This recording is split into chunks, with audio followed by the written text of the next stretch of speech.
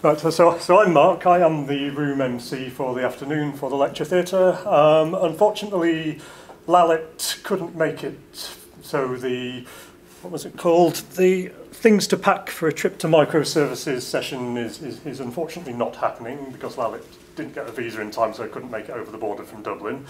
So I'm going to talk about something for a short while. It will not be structured. It will be just about some stuff that I've been looking at over the past couple of weeks. It will not hit half an hour, but if anybody wants to go and get more lunch, that's fine. Otherwise, we'll just have a bit of a chat about serverless versus containers and stuff. And if you have any questions at all at any point, feel free to chip in and try and stretch the time out. Right. So, in homage to Lallet, I'll just mention a bit about Gilmore. See me afterwards. Right, so I have no idea what the technical level of the people here is, unfortunately, except that I know that some people know far more about this sort of stuff than I do. But, that's all right. Well, what I'm going to be talking about, serverless versus containers, when we're sort of building stuff these days, if we're greenfield, we're generally starting to think about building service-based stuff rather than monoliths. So, excuse me, you generally will be picking apart your whole system into various individually scalable and deployable services. So if you've got the canonical e-commerce thing here, you'll have a separate thing for dealing with your product information. You'll have a separate thing for dealing with your shopping cart. You'll have something that pulls in the ads. And the stuff at the front end, the stuff that deals with the product information, is going to be a lot busier than the stuff at the back end, which deals with the whole the checkout process. So the general idea behind building a service-based application is that you can scale up the bits that need to scale up without having to scale up the whole thing. And if something, the shipping service behind the checkout service goes down, it doesn't bring everything else down with it. So is everybody here building microservices? Who's still doing dirty great monoliths? Hey. Liar. So, the thing. Sorry, come on. Yeah. We're not being terribly formal today. So, the usual way that people have been attacking this for some time is to stick everything into containers. It's a nice, easy way of taking something that you built already, getting into a form in which you can shove it out to the cloud or whatever thing you're using to scale, and then say, okay, give me 17 of these or 10 of these or 2 of these, depending on how busy it's likely to be. These slides, by the way, were nicked off of the thing, so I'm probably going to ignore all the words on them. This is literally, I think every single slide in this is taken from a different presentation. But yeah, I've been doing some talks recently about lift and shift, and that's very much around the idea of taking what you've already built on premises, sticking it in a container, dumping it in the cloud. It runs in the cloud. You can scale it in the cloud, and you don't have to worry about stuff. But when you take it onto the next level, the general idea is that you'll have lots of these containers doing lots of little things and talking to each other, which is where the next bit comes in. There used to be some argument about what this would be, but it's now labeled Kubernetes because that is the orchestration platform for containers for all intents and purposes. So, you've got your, do they call them control planes these days rather than master nodes? The Kubernetes experts, a collection of master nodes. Yeah. I don't know. I know some people sort of don't like the term master node, but you've got the bit on the left there, which is in charge of everything and in charge of controlling all the bits that do the actual work.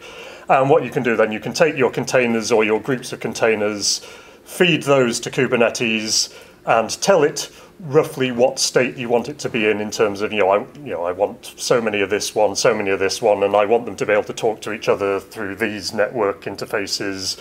And Kubernetes will essentially make it so. slightly complicated when you get beyond the very basics, and you have to sort of throw a whole lot of security and stuff on top of that, which is where your service meshes and stuff come in. But you can without a huge amount of work get your microservices running in Kubernetes, and hey presto. And if you want to start getting auto scaling on that, then you will generally pull the stats out on how busy everything is and say, okay, if this service is starting to use up all its CPU or all its memory, then we'll scale it up a bit more until it's running comfortably, and then if it starts running too comfortably, we'll scale it back down again. So that's sort of the container side of the argument, and this is the future, and this is also the future.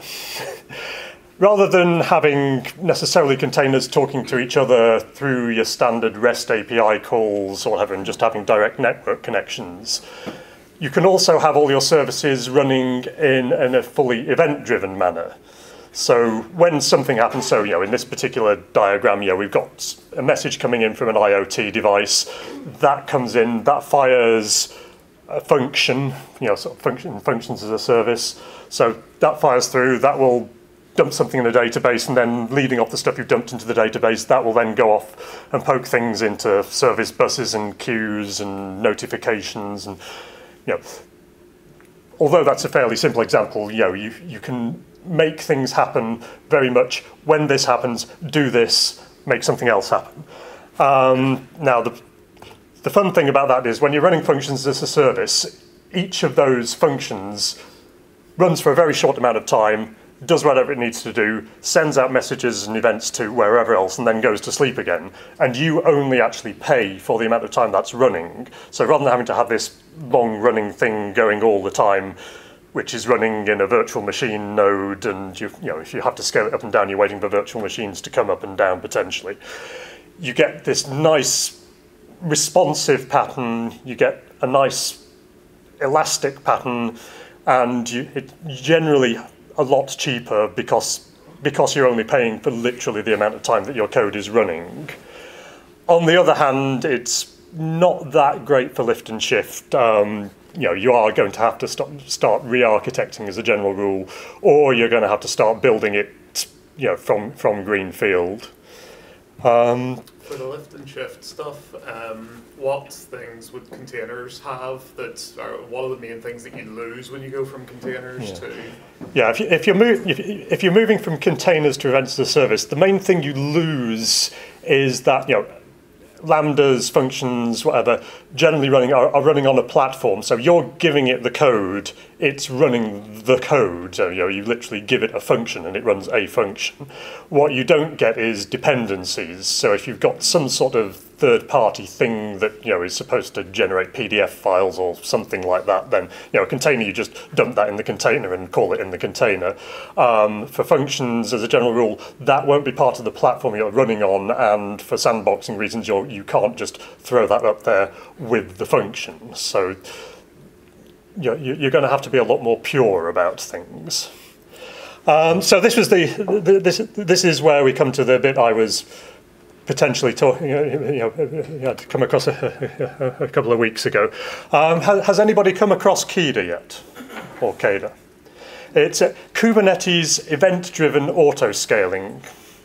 And what it's basically doing is, it's giving you that event-driven scaling, but it's running on Kubernetes, so you can still run it with containers. So you get back the idea that you can run all those dependencies that you wanted to lift and shift, but you can still get the event-driven pattern. It's an open source thing, so you can go up to GitHub/KEDA core, and it's all up there. It's a joint initiative between Red Hat and Microsoft, and the way it basically works is something has popped up over there, so I can't actually see what I'm talking about. So you get exactly the same idea. You get an event trigger that happens, that fires in to KEDA. KEDA, now the big difference here is that KEDA doesn't watch the pods or the nodes or anything like that. it watches the event source. So if you've got a queue coming in there, Kida knows about the type of queue. So as long as it's something that Kida knows about, it will be able to watch the size of that queue and be able to see whether your workload is increasing or decreasing a long time before you'd be able to work that out from the fact that the processor was starting to get overloaded. So you can start to build an event-driven architecture. The other thing, virtual Cubelet, anybody using anything with virtual Cubelet? Virtual Cubelet, the Cubelet is the thing in a Kubernetes node, which essentially controls the pods within that node and is the controller for that node in terms of what's running in there and how much. What virtual Cubelet is, that gives you virtual nodes. So in my case, I'm an Azure person, so in my terminology, what you can do there is to run a virtual node which actually has all its pods. There's no VM running, has all its pods running in Azure Container Instances, which is a very lightweight system for just running up and down individual containers very, very quickly. So you can. So the basic idea is that you can if you fire in a load of events onto a queue there, Kida will notice that. It will very quickly run up a whole load of pods for you, a whole load of virtual nodes, and they can process that. You can then, as soon as your queue runs down, it will then decommission all those pods, all those nodes, and again, you're getting that, sort of only paying for the time you're running style of model. So you don't have to, although everything is still running as if it was a real node, it's a lot quicker and more responsive. And you're getting the scaling happening when it needs to happen rather than behind the curve, as it were. The other thing Kida gives you with a normal Kubernetes also scaling, you can only scale between 1 to n. Kida also gives you the extra little nodule in the middle there, the extra little line, which allows you to actually go down from 1 to 0. So if nothing's happening, it will actually decommission you entirely so that you're not paying anything at all for that part of the system. So, is there anything like Firebase, the Amazon kind of offering that does something like mini VMs? Like Amazon has, I think it's called Firebase. Is it Fargate? Fargate, I think you're thinking of, yeah. Yeah, Firebase is the Google platform thing. Kida itself is platform agnostic. You can run this on any Kubernetes. It doesn't have to be in the cloud. It can be local. It can be wherever. It can be on a Raspberry Pi if you want. Potentially, actually, might be quite useful if you happen to be running Kubernetes on a Raspberry Pi to keep your usage down.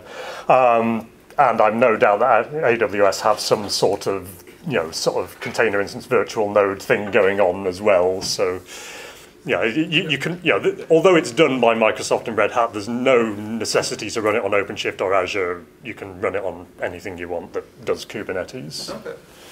So it doesn't talk to Azure. No, there's no. The only Azure specific thing is virtual nodes is their implementation of virtual kubelets. But again, you don't have to use virtual nodes if you've got another implementation of virtual kubelets, and you don't have to use virtual nodes at all. It's just that you'll get that whole VM up, VM down, slightly slower thing going on. Any question? That's kind of the end of the slides. Now, my demo is going to be cheating. I'm going to play a video of somebody else who did a decent demo of it and isn't going to be failed because of demo gods and Wi-Fi in this place and stuff. So if you've got any more questions before I hit the demo? Is one of the advantages of this then that you could do Azure Functions on AWS or any other Kubernetes platform? Yeah, so the question is, can you run then Azure Functions on Kubernetes or AWS or any other platform? Yes, I mean you can already run Azure Functions on any platform because the runtime is open source. So again, you can run that anywhere. The only thing that you get from running Azure Functions specifically in Azure is the consumption plan. So the thing that actually provisions the hardware for you to run it on. But you can run Azure Functions anywhere anyway. So yes, probably worth mentioning that actually. The demo I'm about to show you, they actually do run the functions runtime in the containers that they're running up because they're, if you're running something from functions, then you've already got the thing there that will respond, will actually pick up the queue messages and all that sort of stuff. So it works well with running the functions runtime in a container, but there's no need for you to have functions running in the container. As long as you've got something in there that watches that same queue, then it doesn't, it can just be anything running in there. Does that answer the question? Yeah. One over here. Yep. So you mentioned it could be scaled down to 0, as Yeah. in everything decommissioned. Does that mean there's a thing like cold starts, like where the first source will have to like wait on everything to boot up again? Yeah. So the question is, with the scaling down to 0, does that give you the cold start thing? Yeah. If you enable scaling down to 0, then yeah, you'll get the cold start. It'll not be a VM style cold start though. It'll just be a Lambda style cold start where you wait sort of a second or two for something to fire up. So if you obviously with all these things, you can pay and have one pod running all the time, but you'll just get that base level of charge coming into you at that point. Anyone else? Yeah. Just is getting value out of Keda dependent on you having a decent microservices architecture with your containers? It is value dependent on having a decent microservices architecture. Well, if you've got a crap microservices architecture, then you probably want to look at that. Yeah, but yeah. I mean, what this is giving you, it's not so much the microservices as the event-driven side of things here. So, if you built something that's event-driven, it doesn't matter if that's an event-driven monolith or an event-driven microservice at the end of the day. It's just that, if you're event-driven, you're probably driving small things. So, but yeah, it's more an event-driven thing than necessarily a microservices thing. At least the microservices follows from the event-driven. So, okay. Right, I will see now whether we get.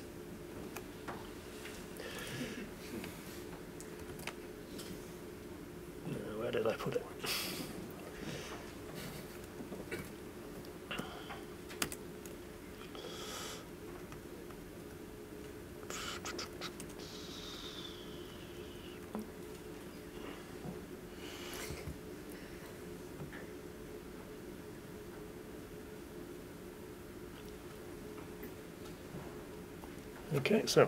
Okay, we're not going to get audio, which is great. So I will attempt to describe what's going on.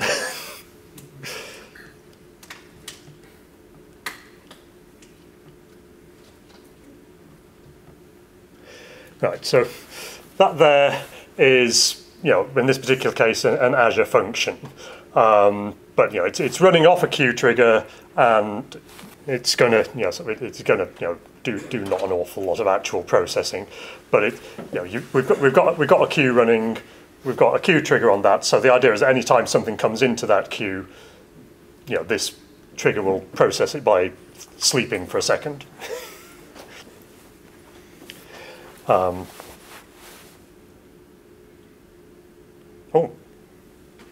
now that's what a room monitor's for.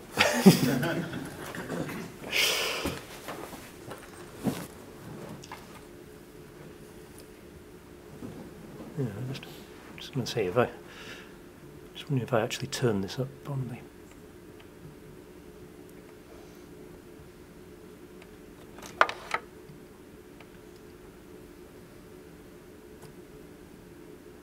Reason, and I'll get to that after the demo. So the first thing I want to do, can anybody hear that? I need to do a one-time install of Keda on my cluster. So in order to do that, using the Azure Functions tooling, so he's going to install Keda on his Kubernetes cluster using the CLI. The Kubernetes cluster that I've configured my machine to talk to. In this case, I'm talking to a Kubernetes cluster in Azure's Kubernetes service. And it's going to go and install the brains of the scaling logic in Kubernetes. In fact, here I can use the tooling to say, hey, look here at my Kubernetes cluster, and it's going to talk to KS, and it's like, hey, yeah, you have this thing now called Keda. It's now monitoring Kubernetes for you, and it's going to detect new functions, new containers that are Keda enabled, and scale them like a function. So now that I have my cluster ready to go, let's I think in this demo you get nicely shielded from the YAML behind this, but you need a Docker file. YAML going on about what the queue is and I can just write func and what Docker actual target it's going to be scaling off that. Look at my project, look at the language that I'm using, look at the dependencies that I'm using, and it's going to build for me a CLI Docker create image. functions project in Docker mode. Run it as a container anywhere. But in this case, I want to run it in Kubernetes. So again, even if you're not a Kubernetes expert, you can probably run the simple CLI command, which is func Kubernetes deploy. I'm going to call it my Q function. I'm going to give it my Docker Hub registry so that it can push this to Docker Hub and get it to Kubernetes. Here I can set how frequently it's to check for new messages, how frequently it should be looking at that queue. I'm going to say every 3 seconds. And here I can also decide how quickly it scales down. The default here is much larger, but I'm fairly quick, polling interval and cooldown period there, so you can actually see it scaling very responsively.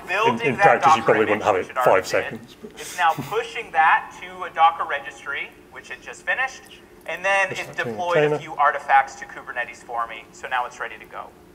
So if I now come here to my Kubernetes cluster, now I have my Q function, but in Kubernetes, just like in Azure Functions Consumption Plan, I had 0. It's scaled to 0. It's not running anywhere. It's not consuming anything. But we now have no instances of that function running at the moment. But it's not actually having to run any of it. Now what we can do here is we can come here and watch the pods. And you'll see I have no pods right now. No pods running at the moment. And I'm going to come back over here to my storage queue and let's add a message. And then he's going to stick something in the queue. Hello, build 2019. And click OK. And as soon as that gets dropped in the queue message, you'll notice that Kubernetes saw that there is now work to be done. It is creating my container. It's now running that function. My function has just consumed the queue message that was there. Maybe there's a lot of queue messages that are there. And once it's finished working, which it is now done, it looked again, it saw the queue message was empty. It's now terminating that container, and in about 20 seconds, it's scaled up, ready to queue, and scaled back down. The simple version. All happening in Kubernetes, powered by Kata. So that's what Kata allows you to do. And yes, great, I'll take that. Much applause from the audience there. So the last thing I'll show, let's do this one more time. Let's watch this empty pod. You ran something in the cloud, well done. Just dropping one message, I'm going to switch over to my remote desktop, what he's going to do here, he's just going to, and I'm going to run a simple script. He's just going to run basically a program here which just fires zillions of messages into the queue. So let's go ahead and run does that, and then goes quickly heads back to the So same demo, but here instead of just dropping a single message in the queue, I'm going to drop a lot of messages on the queue. You'll notice right away it saw that there's a lot of messages coming up. It's now started to spin this up, but as I continue to talk and kind of wrap this up, you'll see that Kubernetes is going to say, oh wow, it's not just one message on the queue, there's a lot. So now it's spinning up 4 more instances of that function. It's probably going to go up You'll never guess what happens next. And then 32. So Kubernetes is now scaling out very rapidly, the same way that we do in the consumption plan, so that I actually now have multiple instances that are all probably more later, depending on how they got it being driven from within Kubernetes. No code changes. I wrote my functions in the same way. So I can take the same function. The implementation would suggest powers of 2. Really cool, but I really don't want to have to manage it. It's on GitHub, you can go and check. I'd rather just publish this to the cloud and have somebody else. So yeah, that's just doubled again. So you can just publish this to the Azure Function Service, and then Alex has to manage it, and not you. That's totally an option for you to do. But we wanted to give you flexibility. We know a lot of people, there's a lot of queue messages getting dropped in. So yeah, and then he's now saying pretty much what we're saying there, that although this is running on Azure Kubernetes, you could be running it anywhere. Like I say, you don't have to have Azure Functions, you don't have to have Azure Kubernetes. You can Kata's independent. Exactly where it makes the most sense. And sometimes for your business, for your requirements, that might be Kubernetes. But we want to give you that same rich, productive experience, and that's what Kata is doing. That was a vaguely microservices-related thing, and that was something I was looking at and found quite interesting a couple of weeks ago. So, and go on, let's do a slide.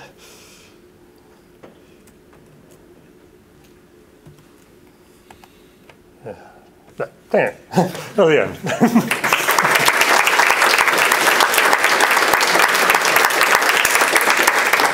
Thank you, Mark, for that talk. Thank you. Any questions?